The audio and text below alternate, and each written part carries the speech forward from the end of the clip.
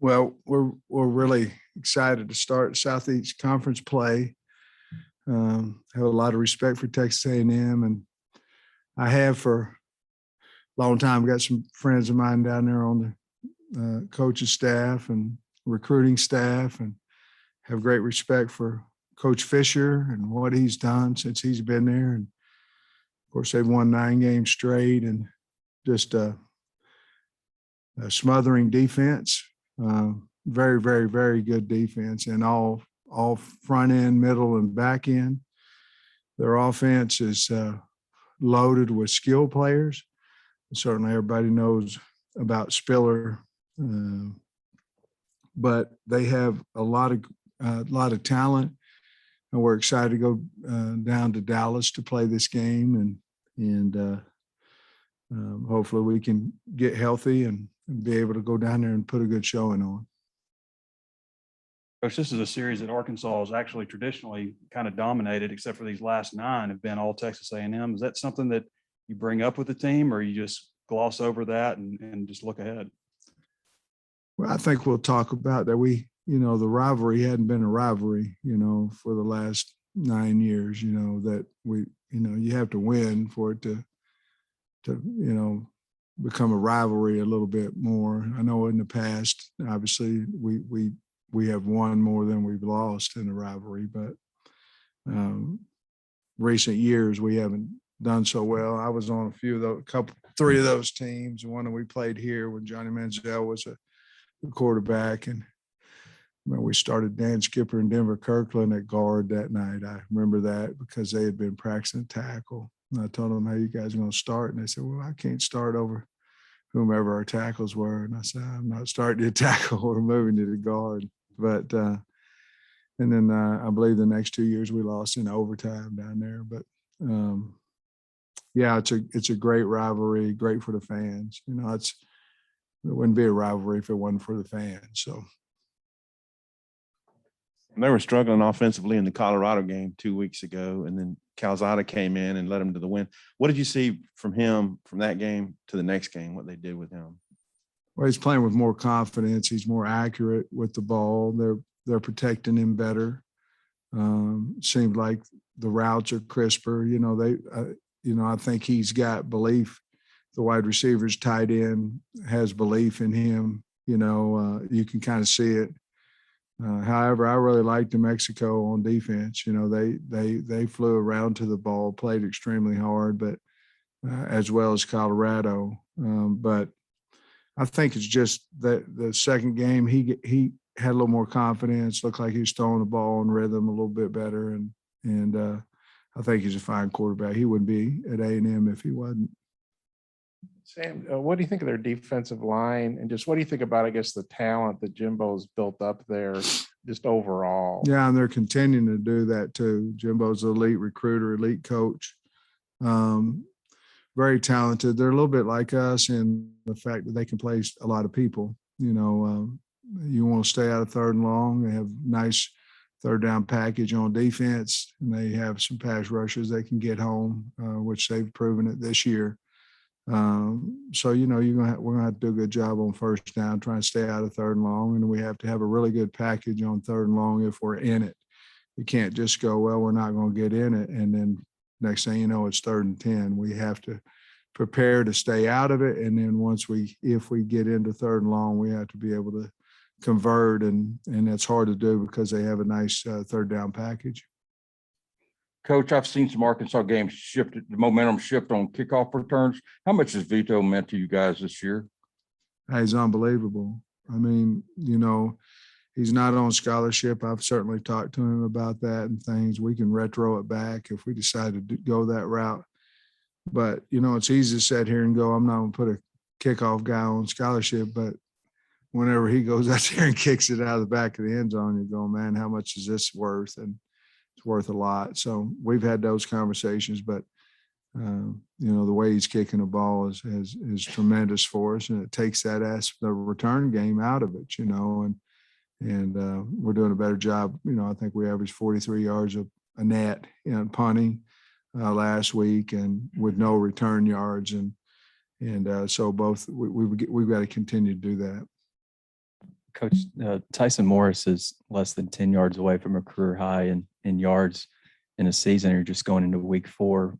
Why do you think things are clicking so well with him right now? He's better, would be the easiest and the simplest and the truth. He's just a better football player. He's played better this year than you can ask him, but probably ever in his career.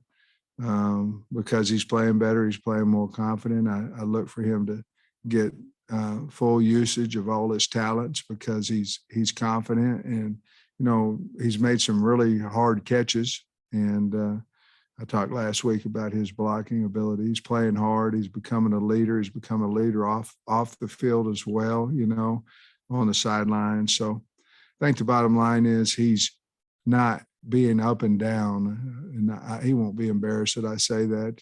He was high, low before this year, and now he's getting the best out of his potential because of his mental outlook of practice and games. He's become a leader. I'm proud of him, real proud of him.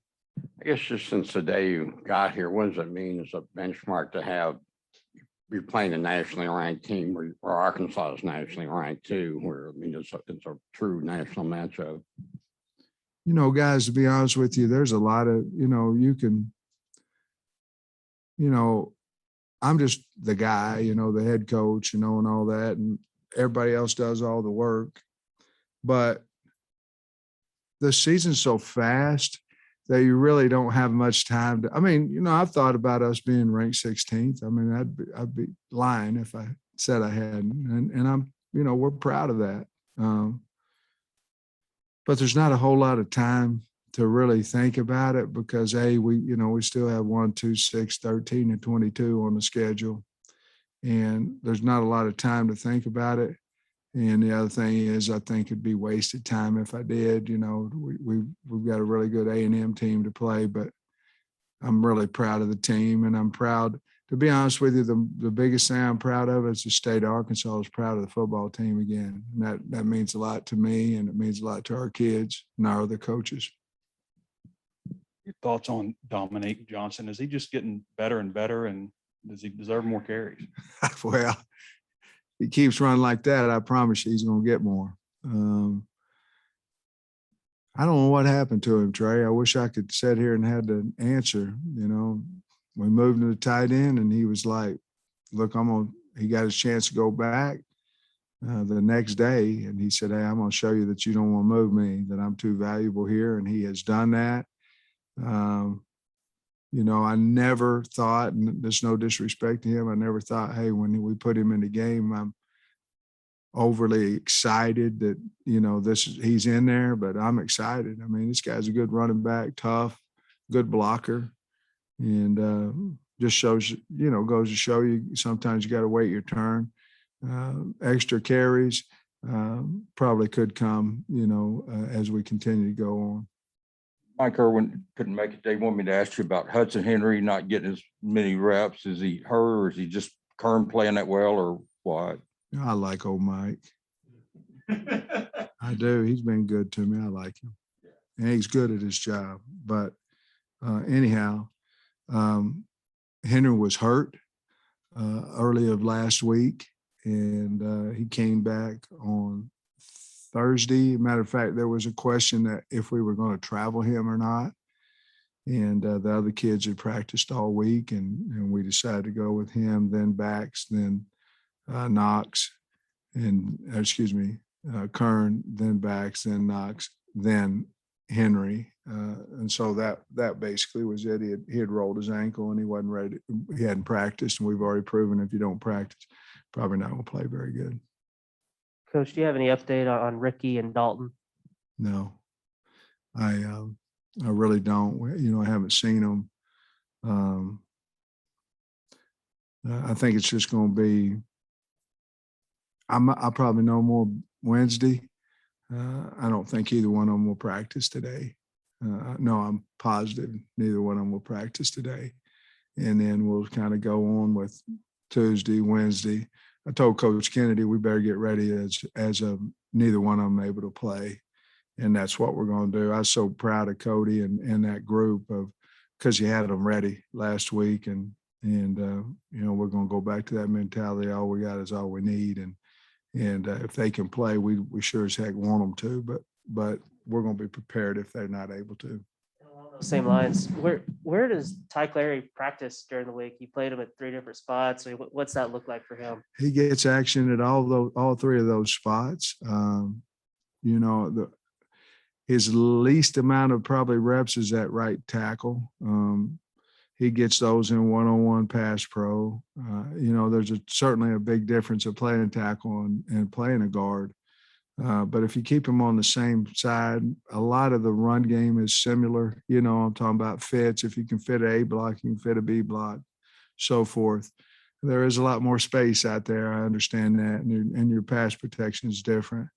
You know, what I really liked about Ty last week, he went to center. His first rep at center, the nose beat him, you know, and he went back and kept him off of KJ. And then the next rep, he did a great job one-on-one with the nose, and we threw the touchdown to Warren Thompson. So I like where Clary's at. Just because he didn't start last week, again, it goes back to everybody has value. He's unbelievably valuable to our football team because he can play any position on the field. And he didn't accept it because that's not the word, because he's still fighting to start, you know. But to do what he did was really remarkable, and certainly happy for him and happy for the team. Coach A&M gives you a lot of people to defend. Yeah.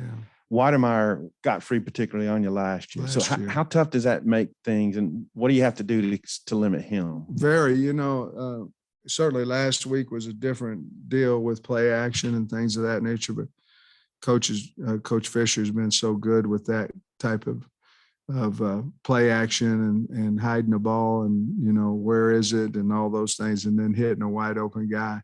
Last week, guys got behind us. That was one of our things that we needed to clean up. I understand it was off the option, but it still has the same principle as play action. And so we're going to know where he is. He's a wonderful player. You know, he hurt us big time last year. Much respect for him. He's one of the better tight ends in the country.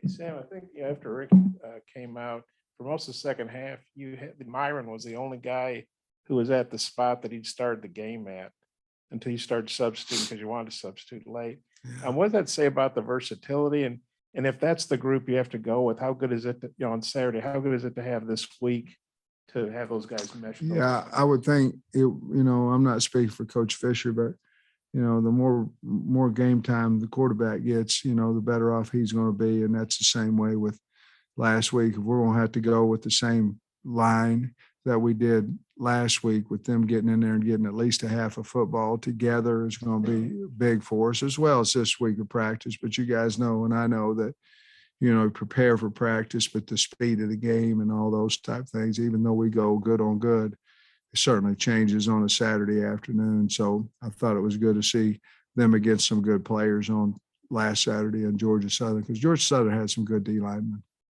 You mentioned you had some. Oh, go ahead, George.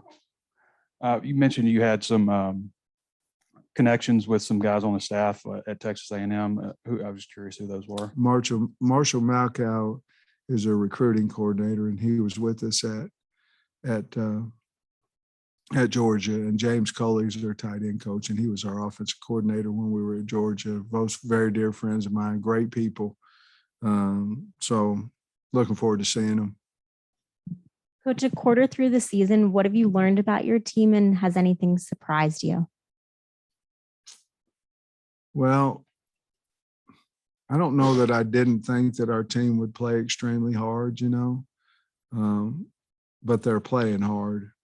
Anytime you bring some guys in from the graduate transfer portal, you worry about how they gel, and they, you know, it's a team, and they've really gelled to get well. And then, you know, I was concerned about our special teams going into the season, and we didn't play well the first game, but I felt like the last two games we played much better, and so I guess you can throw KJ in there too, wondering how he's going to be, who's going to be the starter, all that kind of stuff. But I like what's going on at quarterback, and I like that Hornsby's getting some reps in there as well to help us down the line. Hey, Sam, obviously you guys had to go to A&M last year. Now it's back at a neutral site. How do you feel about that? And I know there's obviously still years left on the contract. Jerry Jones obviously is a huge booster and it means a lot to this program. But how do you feel about having to go to A&M and then you don't get them in favor? Yeah, I don't feel great about it, to be honest with you. I mean, I get the situation, I understand last year. But going over there and then going neutral, to me, go over there, but we're in a contract. I understand that, if you really look at our situation over the next 5 games, we have 3 home games and we play in this stadium once, in the next 5 games. And, I believe that if we're in this stadium, we're hard to beat because of our fans. And so, listen, everybody else think Coach throwing out excuses. No, I'm not. We ain't played the game yet. I feel very confident we can go in and play well at Dallas Cowboy Stadium. I do. But would I rather have them in here? Yes. Well, I think I read this or heard it or something, but didn't Jimbo try to hire you when he went to A&M and you were at Georgia? Is that right? Or am I Well, missing? You'd have to ask him, I don't know. I mean, I don't know. You ask him. You know, he tried to hire you, didn't you? Well, if I wanted to tell you, I would, but I don't. The series is trying to ask you about the series, but the 2014 game in particular, how does that one sit with you? Because I think of all of them during this time, that one might have been the most frustrating. Well, I'm not positive. I think if we don't get the penalty, I think it's a 3-score game at that point, and it's not late, but it's later. I'm not positive. If it's not in the 3rd or maybe early 4th. And I think at that point, if we would have scored from the 1, I think J-Dub ran it down to the 1, it would have made it very difficult. And then they came back and they beat us. I mean, there's nothing to be said about it. Other than they beat us. But yeah, that was a tough one to swallow that day. We'd played pretty good up front, if I recall, but that's one of the 9 in a row, that they've kept that trophy and own the Razorbacks, and it's going to be hard to go get the trophy now. I'm telling you, they've got they're ranked 6 or 7, depending on what poll, for a reason, and but we'll do our best to get prepared and go down there and see what happens.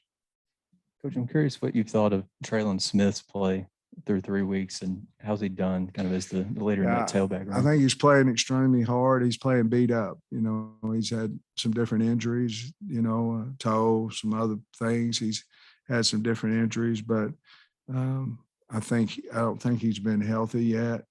He is an inspiring guy in that room and on our team, and we need him to, get healthy. We need him to be a strong leader on our football team. That's what he's doing.